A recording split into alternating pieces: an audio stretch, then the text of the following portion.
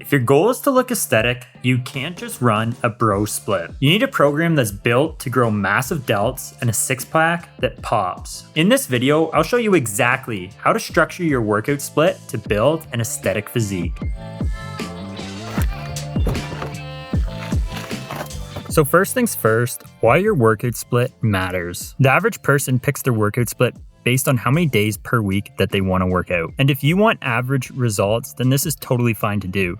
However, just like a powerlifter or a bodybuilder that's getting ready to step on stage has a certain split for that end goal in mind, you need a certain split for your end goal of looking aesthetic. If you follow a split that's not designed to help you achieve the goal that you want to achieve, then you're not going to have as good as results as possible. You'll honestly be putting in a lot of work, but you'll probably just be wasting time and not being as efficient as you can at reaching that goal. So if you want to build an aesthetic physique that makes everyone turn their heads, then you need a split that's designed to help you reach that end goal. You can't just follow any random split that you see online that some guy said was good. You need to follow something that's specifically going to help you achieve that goal.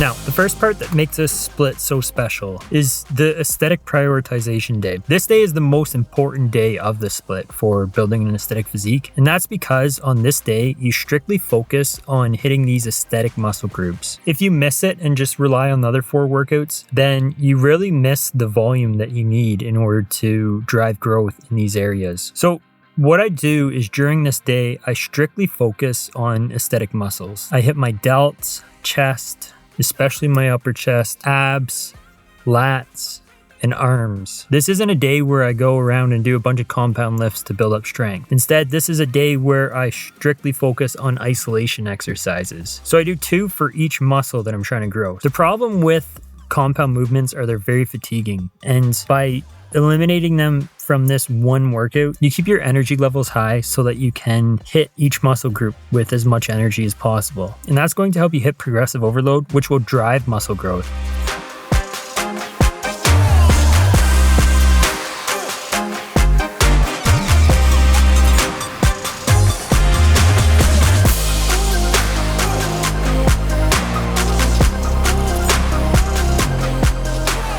When it comes to the rest of the split, the day after the aesthetic prioritization day is a leg day. This is because you don't want to be hitting upper body the day after doing all those isolation movements. You want to give your upper body a chance to rest and recover. So leg day, since you're not hitting that on the aesthetic prioritization day, you're going to hit that here. Now here, as well as the other days, you're safe to do compound lifts. In fact, I encourage them. So on my leg days, for instance, I squat every single leg day. Make sure you're hitting your legs hard. You don't want to be neglecting them. Otherwise, you're going to have a massive upper body and you're going to have a tiny lower body, and it's going to be out of proportion and look stupid. So make sure you're hitting your legs and not neglecting them. After leg day, then it's a push day. At this point, it's 2 days after the aesthetic prioritization day, so you're good to do anything that involves a pushing movement, like hitting your chest or your triceps. Again, you can hit compound exercises. You don't want to just hit all compound exercises, though. You do want to still do isolation exercises. And then after push day, I do a pull day,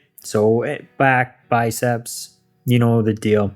And then I take a rest day, and then the next day I do a full body day. So I hit my whole body here. Make sure you're doing at least 2 exercises for your legs here so that they're not being neglected. And then the next day I rest and then repeat the whole cycle.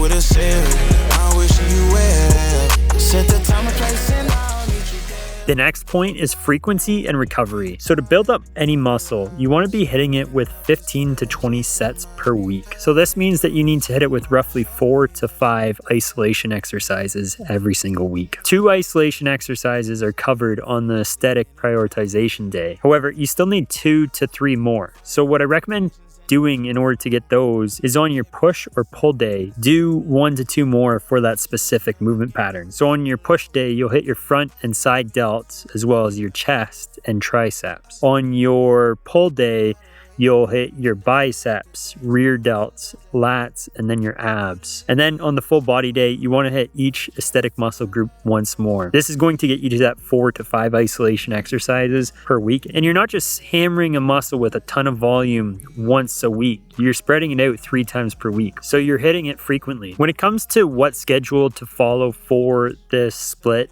you can be flexible there. However, you do want to make sure you're keeping a few things in mind. Keep the structure laid out as is. Having your aesthetic prioritization day and then a leg day gives your body 48 hours before you're hitting the same muscle group again. Having a rest day after your pull day is going to allow you to get 48 hours in before your full body day, and then having a rest day after the full body day will allow you to have another 48 hours before you hit your aesthetic prioritization day. The next point is progression and longevity. Every single time that you lift a weight, you want to be focusing on progressive overload. To do this, you need to increase the challenge that you put on your muscles every time you do a certain exercise. You can do this by increasing the weight, by increasing how many reps you do, adding another set, even things such as slowing down your tempo, how quick you lift the weight, or decreasing your rest period are ways to progressively overload. The first 2 are the most common ones people do, increasing the weight or increasing your reps. However, if that no longer works, you sometimes need to get creative by doing the second 3. Another thing that you want to be doing is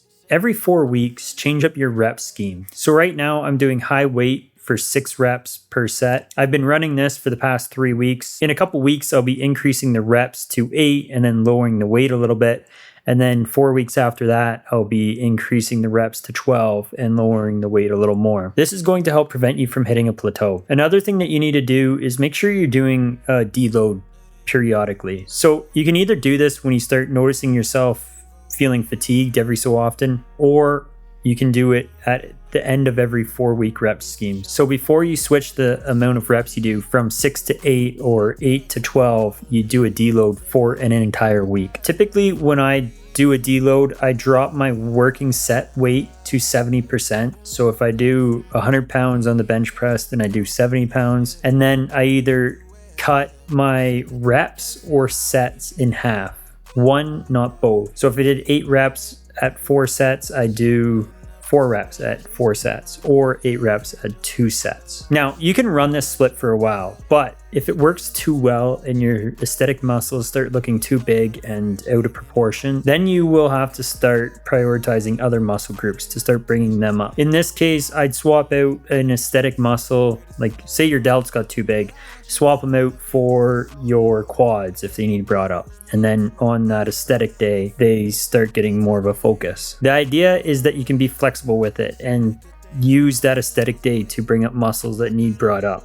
In the beginning, it'll be your aesthetic muscles, but down the road, that might not be the case. If you guys are having trouble staying consistent at hitting the gym, then I definitely recommend joining my free fitness accountability group on Discord. It's a supportive place where you can get motivation, stay accountable to your goals, and I drop some fitness tips in there every week so you can avoid making common mistakes. I also recommend that you check out this video right here where I talk about the best supplements for building an aesthetic physique, and don't forget to click subscribe.